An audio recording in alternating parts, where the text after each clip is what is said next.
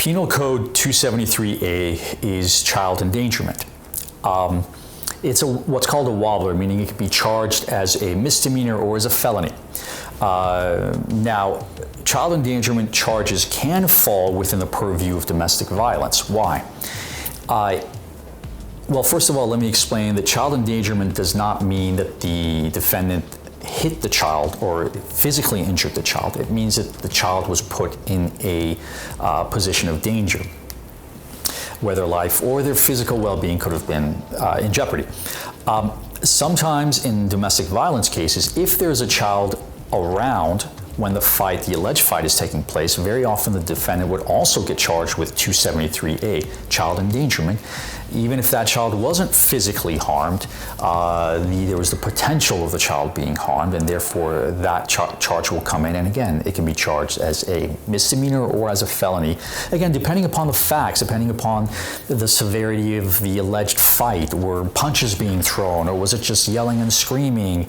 Was it just people pushing each other a little bit, and how close was the child?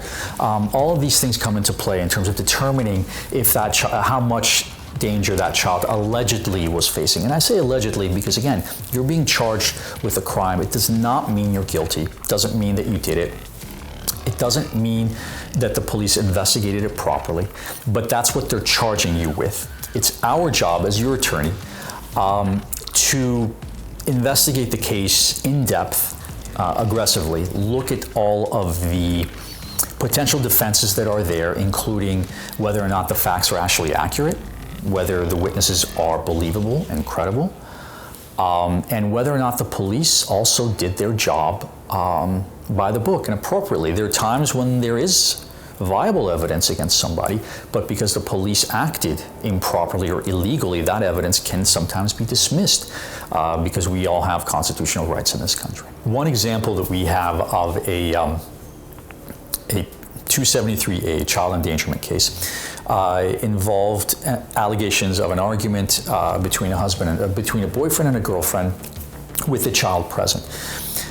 So my client was charged with both a 243E1 domestic battery against his girlfriend, as well as a 273A, which is the child endangerment statute, as you know. The case was ultimately dismissed because the mother was deemed to be not credible. Some of the things she had said turned out to be inconsistent. We were able to look into her background, some of the other things she had. She had a criminal record involving check fraud, and that can actually be used if you have a criminal record that goes to honesty or believability or credibility. That can be brought in by the attorney to question your credibility. So ultimately, based upon several months of hard work and investigation of the case, we were able to convince the prosecution, the district attorney's office in this case, to dismiss the charges against our client for lack of evidence, and they did. With regard to child endangerment, the defendant needs to have allegedly and willfully exposed the child to pain, suffering, or danger. And again, the key word is willfully. If it was not intentional, if, for instance, the defendant can say, I had no idea the child was there, and a reasonable person would agree that the defendant wouldn't have known because the child shouldn't have been there, or what have you, then that weakens the case against the defendant as to child endangerment, because again, you need to have willfully acted in those circumstances, and not knowing that the child is there is not consistent with being willful under those circumstances.